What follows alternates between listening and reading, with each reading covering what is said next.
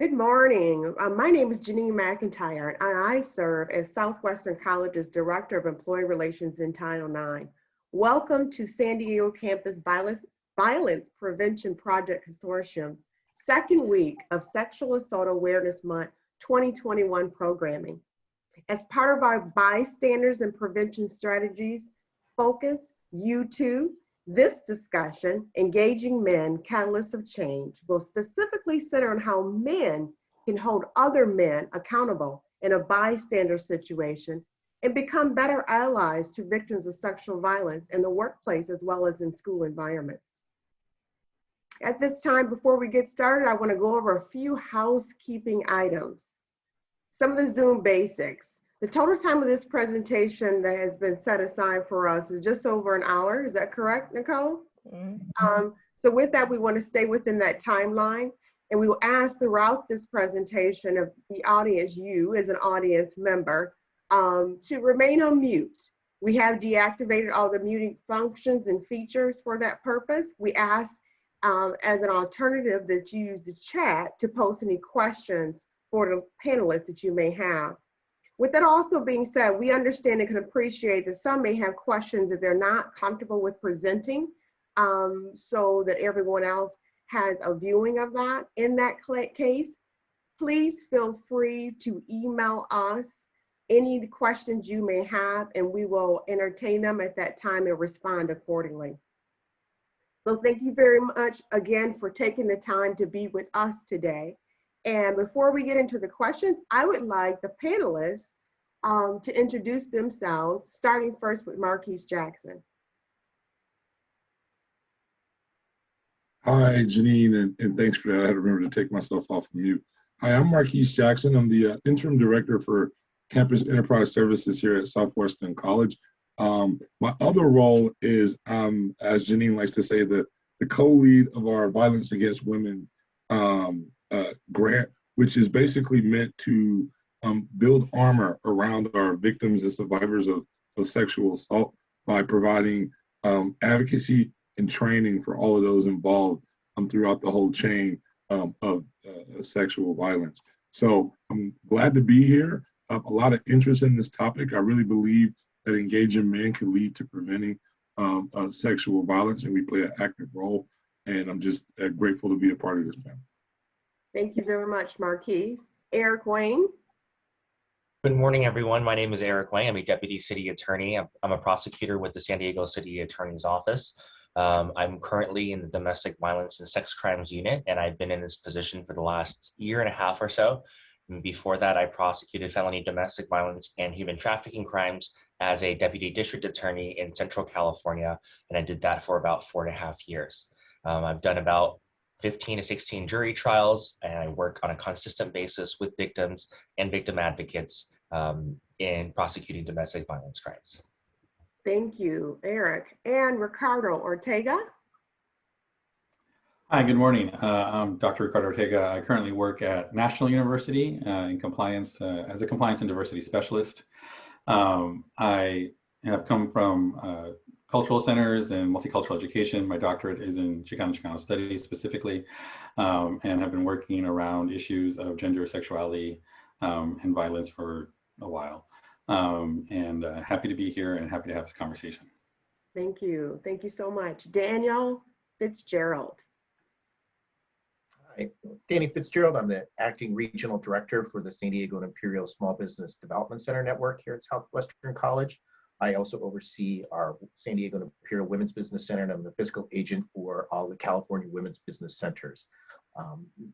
You know, this work is very important to me, not just from a professional standpoint, but as a father of 6 daughters, I think this is something that's a critical conversation and certainly something we all need to take into account. So thank you for having me.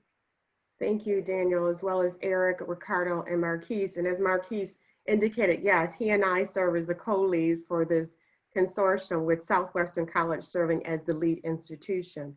We also have with us is Nicole Houghton. Nicole has been really the spirit behind this entire month of programming.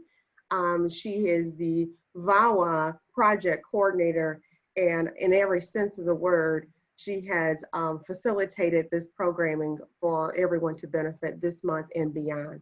So with that being said, let's get started into the line of questions here. I want to start with asking our panelists why each of them find that it's important for men to being involved to prevent and reduce sexual violence. So if we get that discussion started, maybe Eric, if you could start us off with that. Sure, yeah. So I think it's human nature for a lot of people to look at a situation in which there is a victim and sympathize with what that victim goes through. However, with that said, I also think a person will think, okay, I'm glad that that wasn't me, or I hope somebody else goes to help that individual. And I think engaging people, especially men, as catalysts for change in domestic violence crimes kind of kicks that up a notch and challenges men to think, how can I help? How can I be a part of the change? And men play a very, very important role in helping to prevent domestic violence, helping to prevent sexual assault or stalking or dating violence. And they should challenge ideals and attitude that supports violence against women, not only from a very young age, but also, women who are, who many see as, they've gone through life, they know how to take care of themselves. But a lot of the times, domestic violence, it's very different. It doesn't discriminate. So working with men and working with boys, it's very crucial if we are to prevent domestic violence against women. And in my experience, most times domestic violence incident is reported on the fifth or sixth act of the actual violent crimes. So it's not very rarely reported as the very first time, he hit me, or the very first time this has happened. And, currently there's a lot of information out there, a lot of resources that focuses on how do we get women to avoid being victims? How do we get women to avoid victimization in crimes? But they don't really work to reduce the number of men who perpetrate the crimes, number of men who use the violence. So I believe the question we should ask is, what is the foundation behind domestic violence? And the first step is to look closely at the roles and the responsibilities of men who are primarily the perpetrators of domestic violence. And I think it's important to develop these strategies that challenge the cultural norms and institutions that reinforce these gender constructs in our society. And in most cases, like I said, overwhelmingly, but not all cases, it's men who hurt women. And it's through working with men and boys that we can end domestic violence against women. Great, thank you. Ricardo, can you give us your perspective on that issue about the important work and why it is so important to engagement in this process?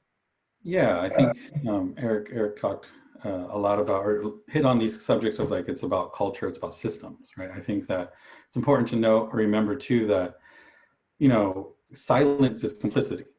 Right? So if you're not going to take an active stance in preventing violence or to change some type of system that makes women second class, then you're also complicit in that violence. I think it's also important to think about what we want to teach. We have historically a very Puritan type of society where we don't talk about sex. We don't talk about the violence with children. But you look at other countries where like consent is taught at a very early age, and the number of sexual assaults and their domestic violence is much lower. I think it's important to have these conversations with your child. If you have children, or if you have, just children in your lives, like what does consent look like for you? And then what does consent look like for other people? Even just starting there and thinking about, well, how do you talk to, like, I have a 6-year-old boy, like, and he's very much he's my stepchild. And so his father, his biological father, is very much like this, like, oh yeah, we're gonna, rough house. If you like, if you like someone, he likes a girl, he's gonna hit him. And that's a culture that we want to break, right? Like, that's not how you should demonstrate your care for someone else. Like hitting someone or like pulling their hair, that's not how we should demonstrate we care for another person. And how we change the narratives, as Eric was saying, how we change these kind of cultural norms. And I think that's really important. I think it's really important to think about it at a very young age. And it's really important to think of it in all factors, right? I don't know if my child is going to grow up to be queer.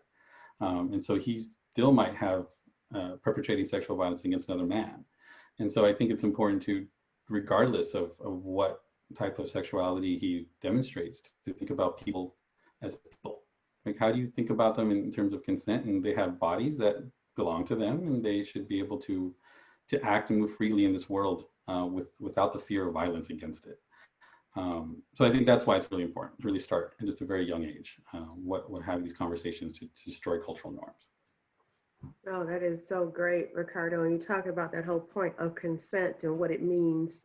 Doesn't mean the same to everyone. Danny, if you could address this from your perspective of why you feel this work is so important, involving men to reduce and prevent sexual violence. No, I think it's a critical conversation. And I think it's something that us as individuals, as we have those conversations, I just turned 50 this year, so I guess that makes me old. And so, I think back to really kind of how society was when I was growing up. I mean, I'm thinking right now of examples of some of the movies that were our teenage movies during in the 80s, and how a lot of that was, how things were portrayed, and very, very different. If you go back and you watch, say, 16 Candles now, you'd be horrified by the conversations that are in there for date rape and things like that.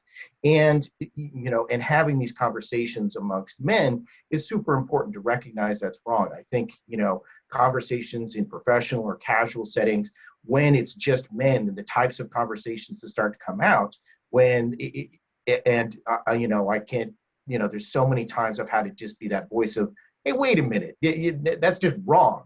And, just to call it out, in that we have to be anti-sexist and to be, in terms of those conversations and call that out.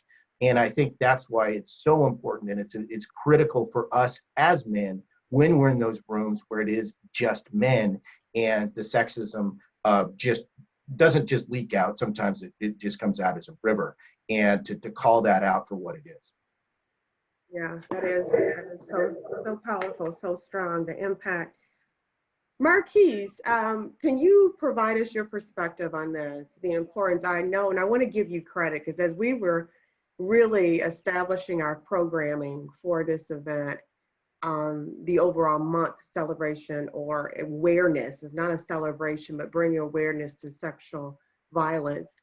You specifically were pretty passionate about making sure that we have a component that engages men, because you found it to be very important. Can you share with us your perspective?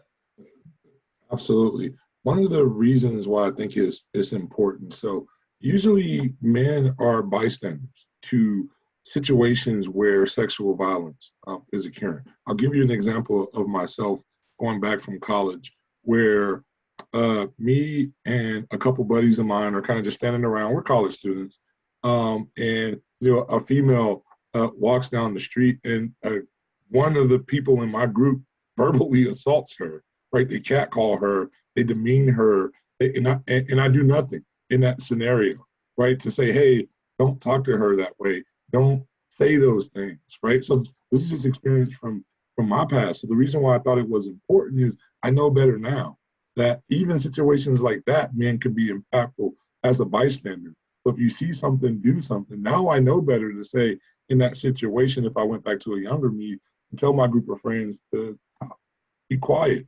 And to understand how they're, impacting this young woman walking down the street, minding her business.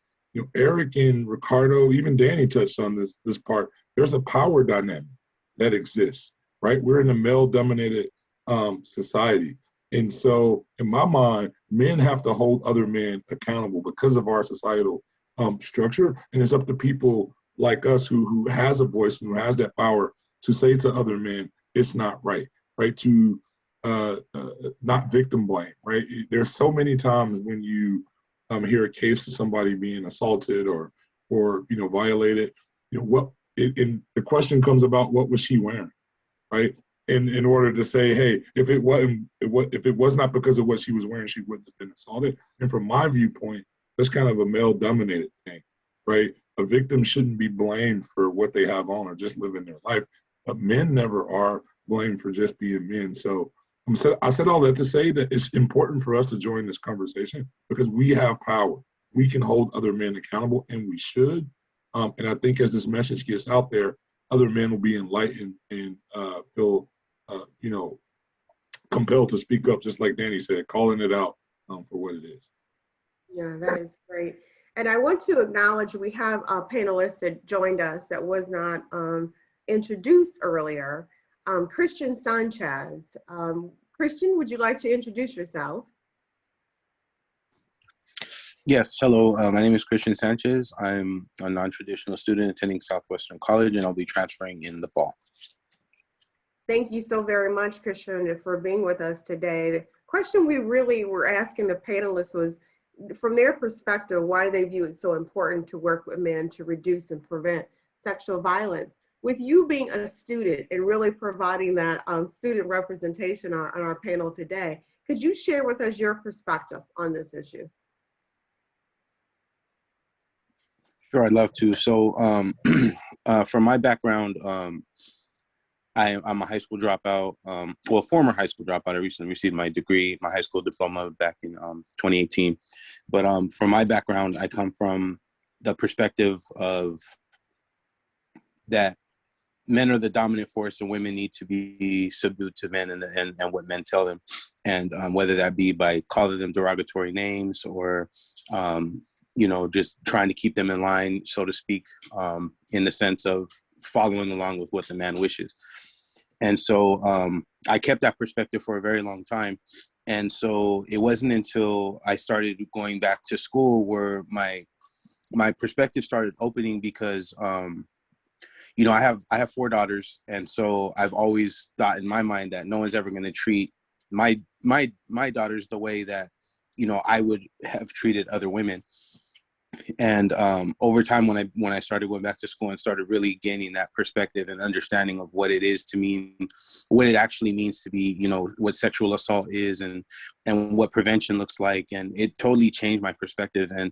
And now I look at it from the standpoint of the men that I hang out with, or I used to hang out with. I tell them like, hey man, you know, that's not cool. That's not right. You shouldn't be doing these things. And to the other points earlier, it's about calling it out and speaking the truth and letting them know like, hey, would you want somebody talking to your mom like this? Or would you want somebody talking to your daughters like this? Or would you want anybody treating them like that? And the unanimous answer is always, oh, it's not going to happen to me. It's not going to happen to me. I'm going to make sure it doesn't happen to me. And it's that in Spanish, it's called machismo. Like, it's like, you know, you're very macho and like you're full of pride and you're going to, you know, it's not going to be me and kind of thing. But ultimately, when it comes down to it, you know, anybody can be subjected to these types of incidents. And it's up to us as men to realize that it's a different world. Things are changing, and this is no longer the 1950s, the 1960s, where women are going to follow along with what men say. It's like, you know, women are their own force. Women are doing their own thing, and women are equal to men, and if not achieving greater things than what men can do.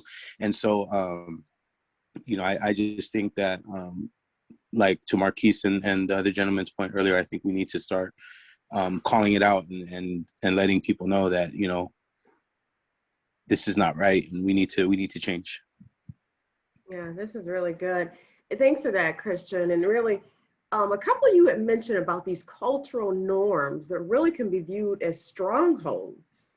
I would like for you, I know, Christian, you kind of touched on it a little bit, as well as Ricardo and Marquise, but that's just standing out in my mind, because it's one thing to know certain behaviors are not acceptable, but I think in that, appreciating just how strong these cultural norms can be in working against us. So, you know, Danny, can you open up that discussion for us? And I would ask Eric to give his perspective as well on that. Those norms are so there. I mean, they're omnipresent. I think, you know, both Marquise and Christian talked about it from cultural perspectives, and it doesn't matter what culture you come from, it's there and it's heavy. And, you know, I look back and, you know, yes, I grew up with a mom that stayed at home, but she was also very strong and you know, did teach me a lot of that, you know, of respect for other women, in particular with my sisters. But it's just so omnipresent, you know, from media perspectives, from social expectations for men, almost on it's an expected to behave, at least how I grew up, you know, in the 80s, and that was an expectation. And from a behavioral perspective, and to have to do those types of changes, I know, you know, between either from at home or from conversations with friends of mine that were, you know, that were young women in college, And that's so there, and to have to continue to call it out, I like to say it's less bad, but it's still so very omnipresent in our culture, and it's requisite for those to call it out for what it is, that it's just not right. Yeah. Thank you. Thank you, Eric. Yeah, absolutely. And I think a lot of that has to do with how masculinity has been defined.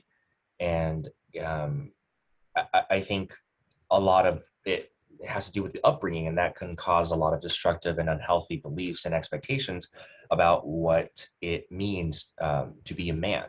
Like what Christian said, the whole machismo, thinking about how, wanting to be quote unquote a man. And I think working with men and working with boys and offering that awareness can offer new beliefs, new models of what masculinity is, of what manhood is, that it's something that, rejects domestic violence, rejects gender violence, and builds respect for women, builds respect for girls. And it's challenging these ideals and attitudes that supports violence against women. I think that kind of goes to what I said about, starting from the foundation, starting from the bottom down, the bottom up, and, challenging that masculinity and how it has traditionally been defined. Yeah, that's really good. Ricardo, I know you touched on this as well earlier. Is there something you would like to add? I think just briefly, again, touching on this fact that it's so systemic, like, again, a good example is you could do everything right as a parent or as a caretaker of some child that's in your life, but my son went to preschool at 4, came back and was like, well, blue is for boys, like pink is for girls. Like, I've never taught you that. Like, and you were gone for a day and you come back and somehow the world is different for you. Like, oh, I want to watch the Power Rangers. You've never seen the Power Rangers. How do you know that they exist? And so it's one of these things where it's not just you responsibly, but you have to also work in changing the system, because all these other things are interacting with us that, as other folks I mentioned, media, books, other folks, that you can't get a handle on it if you're not thinking also macro level, where how do we change everything and all the messages that we're receiving? Because it really is insidious. Like, you could do everything right, and still your child can get all these informations about what it means to be a man that is different than what you're trying to teach. And so I think that's my kind of take on, or my thought that's coming up. Yeah, that's really good. I'm curious. I know Marquise really touched on this about an experience he had and referring to his younger self. So what I gleaned from that is he understood that behavior was inappropriate, but having the peer pressure, as we all have been subjected to, caused him to respond in a way that in retrospect, he can say, okay, I didn't respond properly. Can you share, just really bringing some life and understanding that there are men out there that are challenged, whether they're college age, younger or older, challenged with being the bystander that's moving this forward in a positive way, as opposed to being the bystander that's perpetuating these wrongs. Can you really bring some real life experience that you've had where maybe you did step up and said something that was beneficial, or in retrospect, you could see, talking to your younger self, this is what I would have done differently, or if I'm given an opportunity, this is what I would do differently. Let me see. Let's start us off, Marquise. Yeah, I was about to jump at the bits, and it's a really good question, right? And from my perspective, I'm more reflective of my younger self and being enlightened now from this standpoint, right?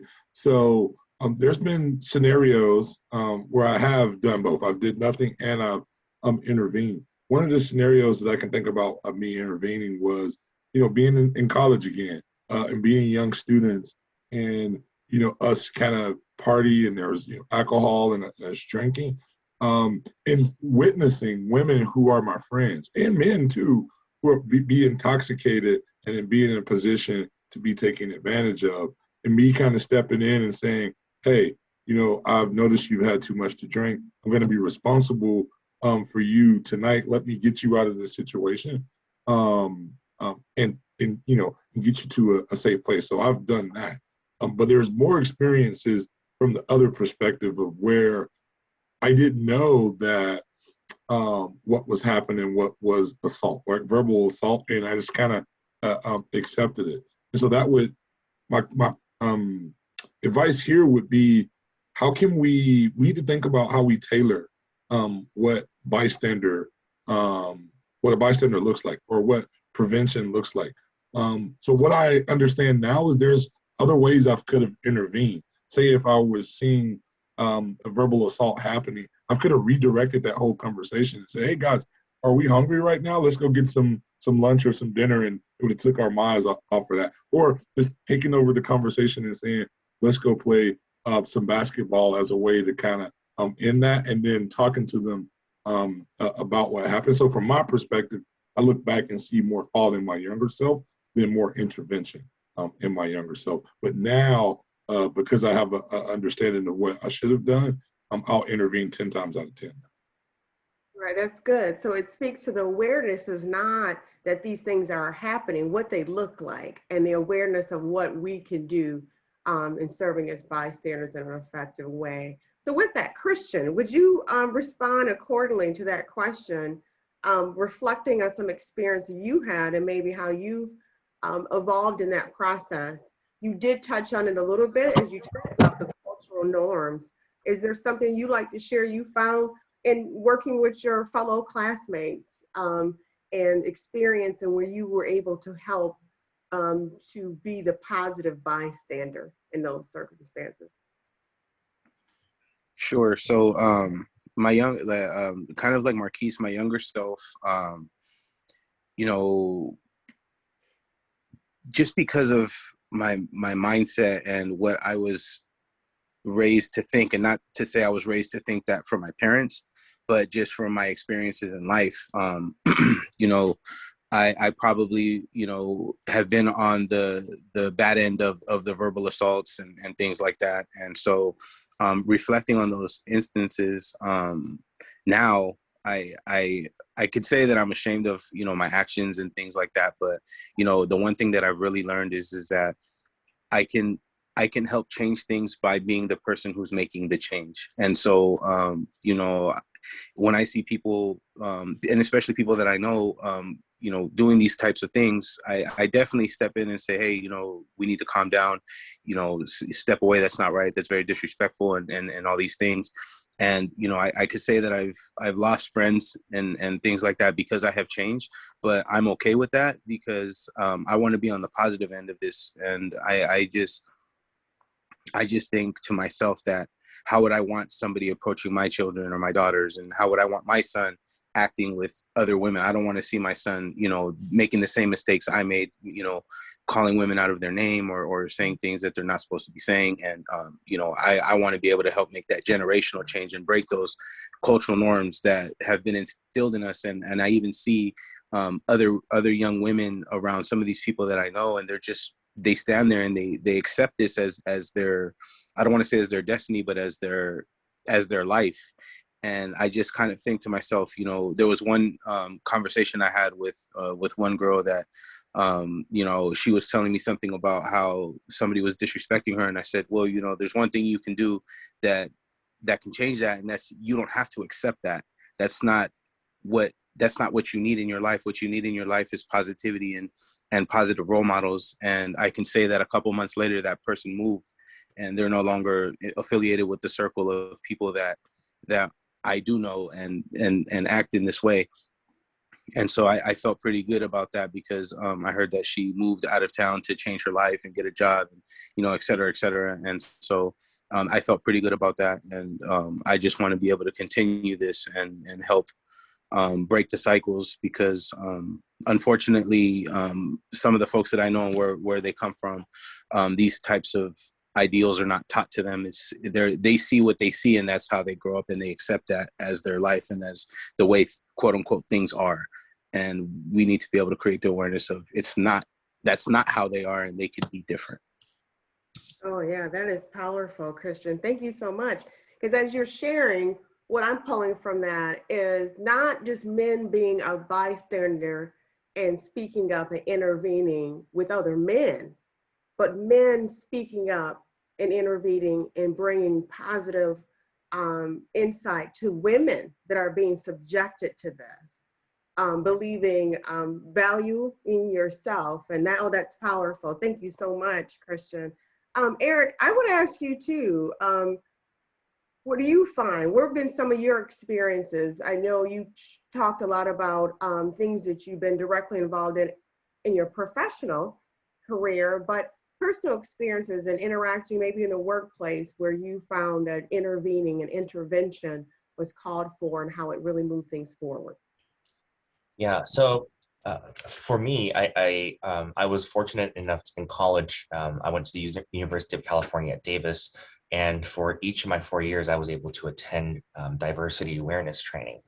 And as a part of that, they bring in a lot of experts and professors to talk about, the importance of diversity, not only, racial diversity, but also, gender inequality in society.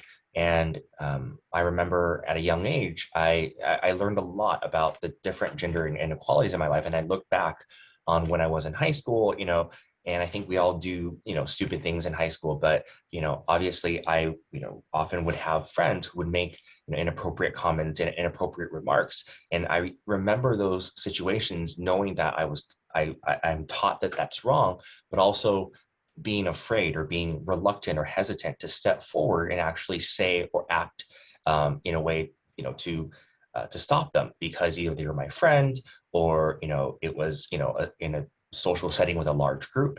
But after going through that diversity training, in college and being able to get that opportunity, again, in my future jobs, I was able to approach it from a perspective, not necessarily to shame or criticize a person who acted in that way, but offer as an educational opportunity and say, your words really do have a lot of impact. And, I know you think this is a joke, but, here's what it really means to someone on the receiving end who's hearing those things. And, a lot of those conversations have been successful. Some have not, but I think the lesson that I got from having those conversations with people in terms of educating them about the impact of their words and of their actions is that it's important to address their behavior, not necessarily them as a person. And I think that's easier to start a conversation that way when you go and tell somebody, I think what you said was inappropriate. I think what, that action can be construed in, this way. And I think it really does open a lot of doors, because I think a lot of the conversations that I have had, a lot of the responses is like, wow, like I totally didn't mean it that way. It was just a joke. I guess I didn't think about how that person, took my my remark. So it's a constant cycle of education. You educating yourself, and then you passing on that education and awareness to others. Yeah, thank you. That's how we change the dynamic, the reality. That's really great. I'm gonna switch gears for a little bit. Danny, I know you had mentioned that you have daughters. I believe you said 6 of them. So blessings to you. Thank you for that. From your perspective, how should we educate our daughters, but not just our daughters, friends and colleagues, to bring truth to this topic of sexual violence? Can you share a little bit of your personal experience being a girl dad? I think you're officially a girl dad, right? I suppose so. And so I think the education comes in a lot of different levels. I think it starts with even just educating your daughters to be strong, be who they are, be confident, and know the sky truly is the limit for them. And I think that's a large aspect of it, to have their own self-confidence, their own self-awareness, in terms of that. And I think that's probably where so much of it starts, because then as that self-confidence is able to build, that's when they're able to then advocate for themselves and have that. And as they begin to have that particular degree of awareness as well. But then I think it's also that they're able to then have effective conversations with their friends that are male, or amongst their friend groups, that are mixed, and have those as realistic conversations. I can't tell you, just seeing like my youngest, she's probably actually one of the more bold ones. And so she has these conversations already with some of her friends and in a much more, it's casual, simple setting, but they begin to have those. And I think that's something that, I think stems from a lot of, like I said, I think is to build from a very early age, the idea that, be true to themselves, be strong, be powerful. And I think that's where a lot of that really comes from. Wow. And it sounds like she got that at home. So it started there in the home. So thank you very much for that, Danny. Ricardo, would you like to add to that? I know you said you have a son. I don't know if you have any daughters, but in either case, how to really educate our children on this topic. Yeah, I have one son and two daughters. And so I think, what's important is really changing, for me anyways, or us, me and my wife, changing the narrative of silence, right? Just making them, all of our children, have the capacity to talk about and understand what does this mean? Like, what do I want? And what is okay with me and what is not okay with me? And then having that capacity to verbalize it to their partner or people around them, and then having that capacity to verbalize it to others, in power if something goes wrong, right? Something goes amiss. Because I think it's this weird, not weird, but this time where we have to do two things, right? Where we have to teach our children how to make a better society, while also at the same time teaching them like the realities of where we're at, right? Because I don't want to have my daughters be responsible for changing the system by themselves. Like, in the same way that we shouldn't hold people of color responsible to change racism, we shouldn't hold women responsible to change this idea of sexism and misogyny. It's not like, oh, you're the victim, you fix it. So I think it's important to have that kind of duel of like, this is the reality where we live in. I need you to be safe. And unfortunately, I have to tell you these things. And I want it to be different, right? I don't want to have to tell you these things. I don't want it to be that I have to prepare you for X, Y, and Z things in this world. So how can we make it different? What can we do different so that it's, we've changed society just a little bit? And I love this idea that Danny brought up, is that, having conversations with their friends and being very open, like having, like, this is what we're talking about, this is what we do. Having these conversations just be like a normal day-to-day thing is completely different than how I grew up, right? Again, this was all very quiet, very silent. Like, we never talked about it. I don't think I ever talked about gender and sexuality till I hit college. And that was an ethnic studies class. But it's so important, like, it's so important. And yet at the same time, it's something that I think today's youth are doing much more, but I don't know if they're getting all the tools to do it effectively. I think that's the last part I want to talk about is, I think today's youth are sharing a lot on TikTok and Instagram, and it's becoming this like outpouring of my soul, but I don't know necessarily we're teaching them the tools to effectively talk about these things in a way that is productive, and not just necessarily like, I just want to tell people things, and not think about how changing the society would be helpful or beneficial to others. So those are my thoughts. Yeah, that's really great. And Marquise, I don't know if you want to add anything to that. Actually, you're a girl dad too. Well, and I have no kids, but you could essentially say that I'm a huge supporter, raised by a single mom. Okay. I think my wife is the greatest. But what I want to add to this topic is, I'll focus on the daughter's part last, but I really want to help people understand that we need to have a paradigm shift in our thinking, right? Like, if you look at the makeup of this group, I can confidently say there's a lot of allies here, right? Who will support sexual violence prevention, right? Sometimes when we look at data, we focus on the perpetrator instead of the allies.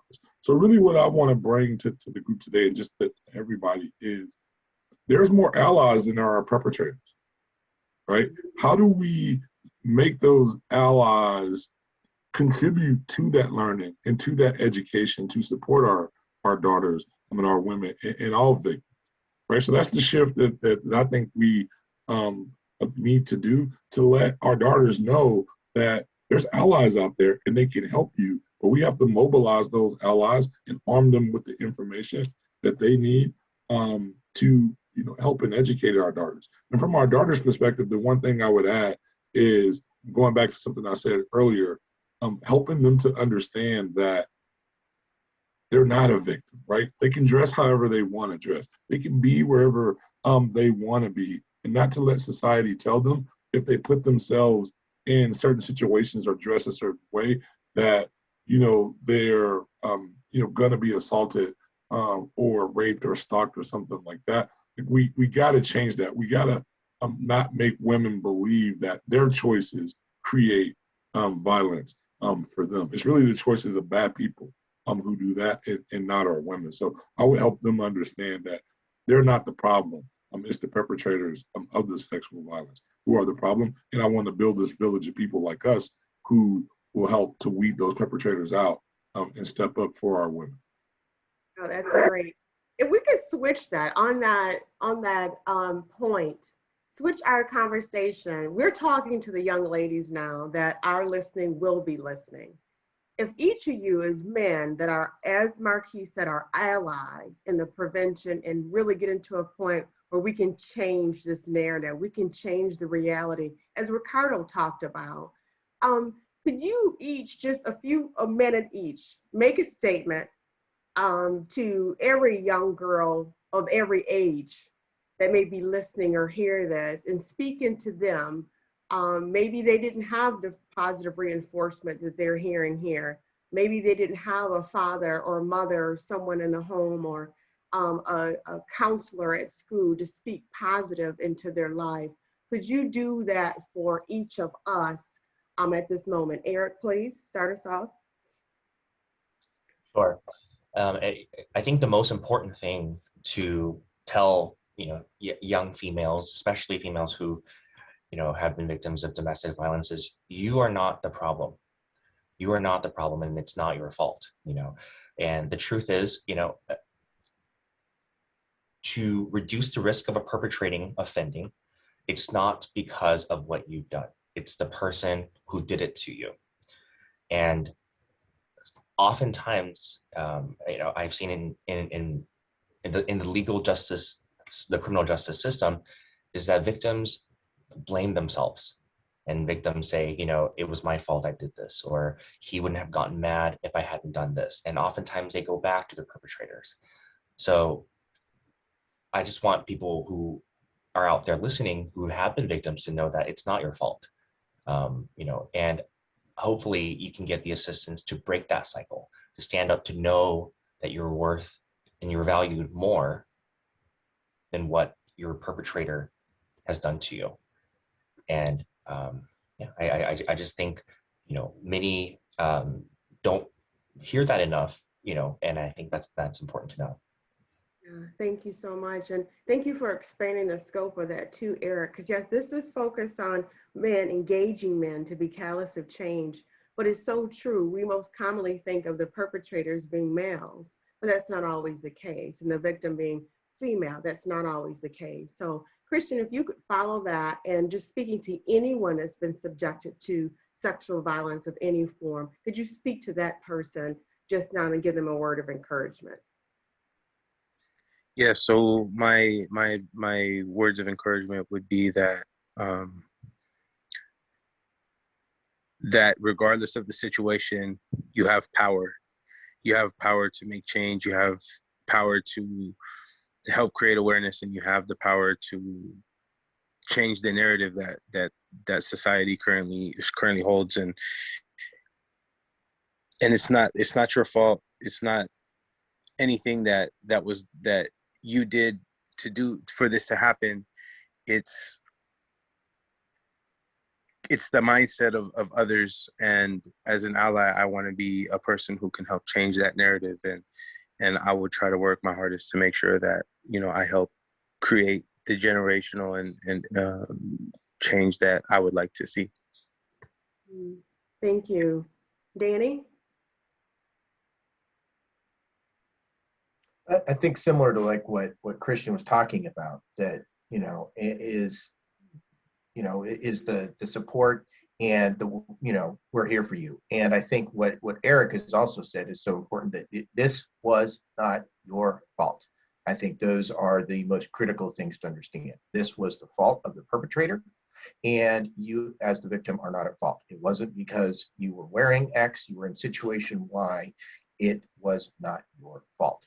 And that's the most important thing. And I think number two after that is, similar to what Christian said, is don't, this is not here to take away your power, your own power to do what you're going to do with, for tomorrow, for next year, for 10 years from now.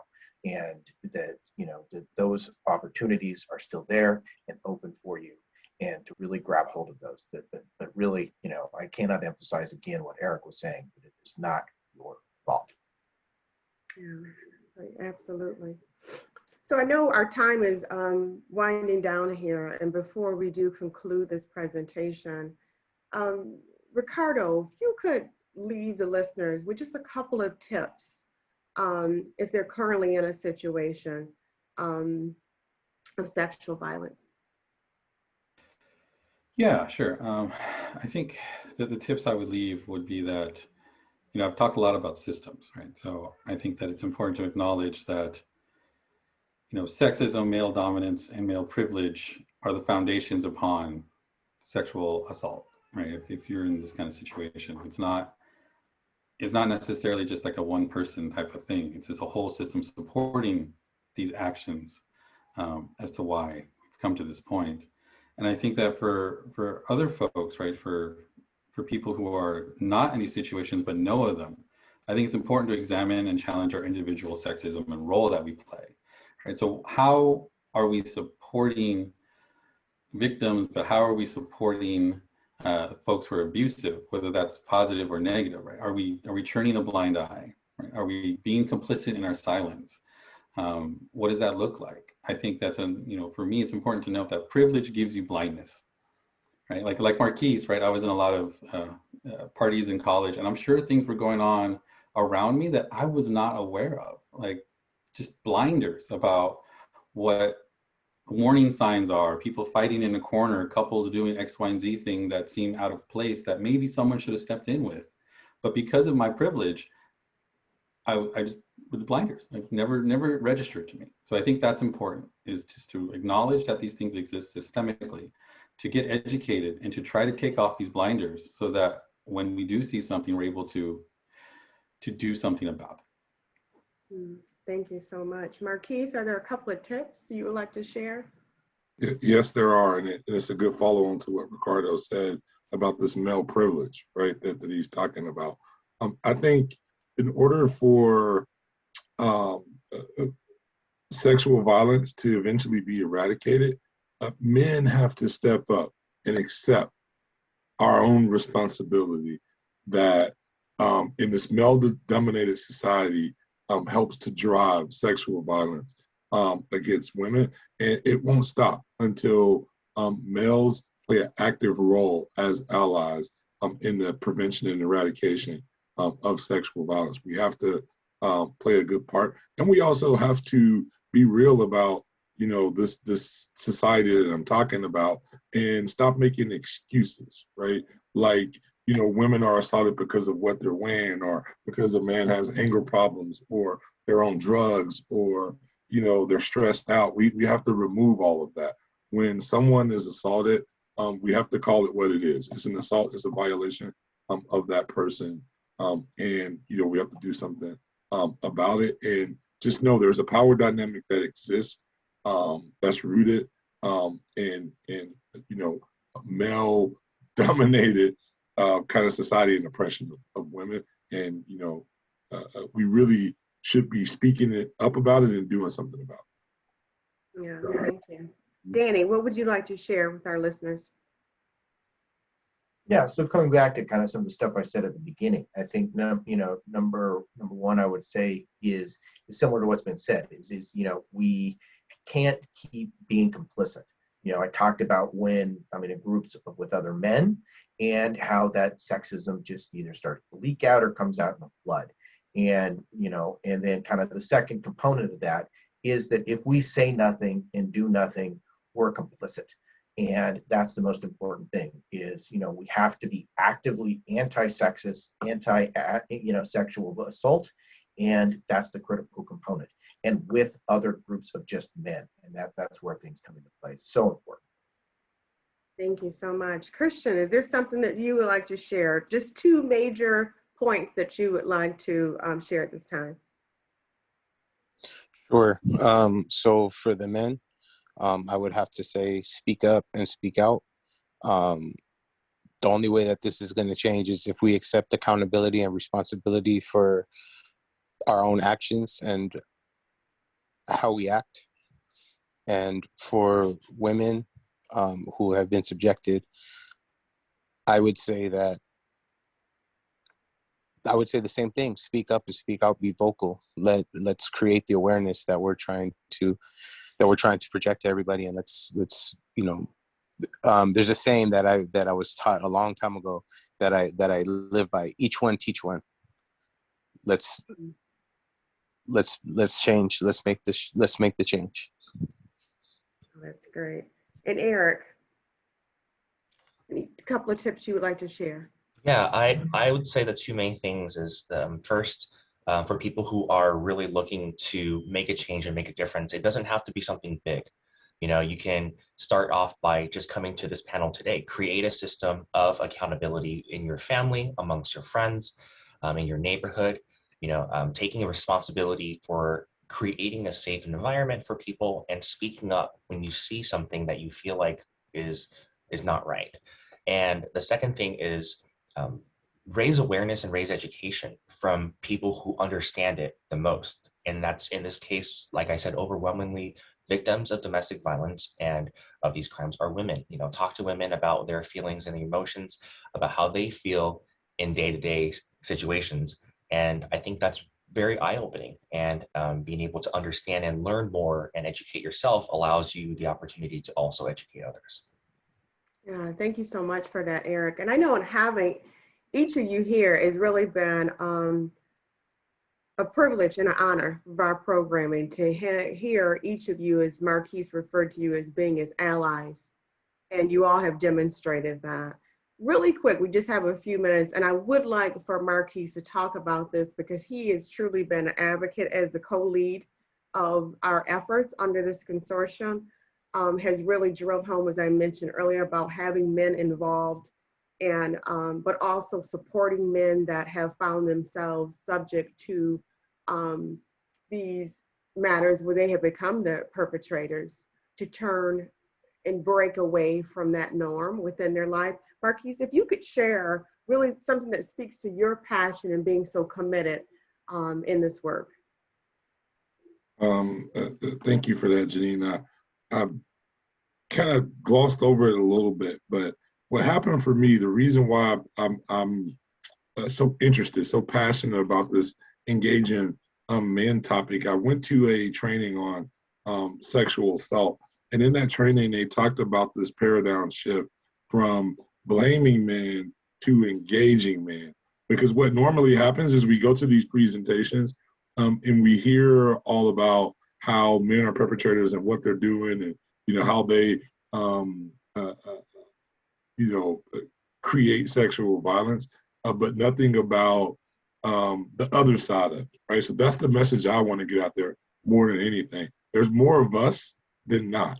I think the problem that we have is engaging those of us who are not the perpetrators. And so really what I want those out there listening to know is there's a group of people here on our campus at Southwestern College. They're at National University, in the district attorney's office, everywhere, who really want to prevent sexual violence. And so if you find yourself in a situation where you need tips and tricks around how to be a more effective or impactful bystander, come see us. You can talk to Janine, you can talk to me, you can reach out to the Title IX office, you can reach out to the folks at your respective institution, whether that's national or Palomar. You can go talk to the city attorney's office and the district attorney's office. There's a village out here waiting to support you. So if you want to be a better bystander, look out. We're going to have more content coming your way, but also don't hesitate to reach out to us, and we can arm you with the tools that you need. And for those men who are encouraged by what you're saying here, join us, be allies, recruit more men. Eventually, there'll be an army of us who are out there speaking about this topic so we can educate the world on what should be happening. Oh, great. That's awesome. Thank you so much for Marquise for adding that. We would also like to, before I get into leaving my panel with kind notes, if there's someone that's been subjected to sexual violence and you need help yourself and really the healing process, and like they had mentioned today about this is not your fault. You did not cause this. It had nothing to do with you. And there's a way you can regain the power that was removed from you. You may be in a challenging spot right now, and you may feel like you're alone, but you're not. We are here, as Marquise had stated, but we also, and you have services available to you that are offered through SBCS. 1-800-640-2933 is their contact, or CCS at 888-385-4657. If you find you need some help, both entities offer 24-hour confidential hotlines is the number I provided. If you need assistance, please call now. Do not allow yourself to believe that this was your fault and that you're alone, for you are not. So thank you very much. I want to thank each and every one of the panelists. This has been a powerful, powerful discussion. Thanks for being vulnerable. And I also want to thank for you being the change you want to see in your respective homes and spaces around your colleagues and your friends. As Marquise has said, as Ricardo, Danny, Eric, and Christian has said, all of us, it takes the village. And if we can work towards eradicating sexual violence one by one, it will make it a safer place, whether it's at school or work or within your community, for all concerned. Thank you very much and have a wonderful day. And thank you listeners for joining.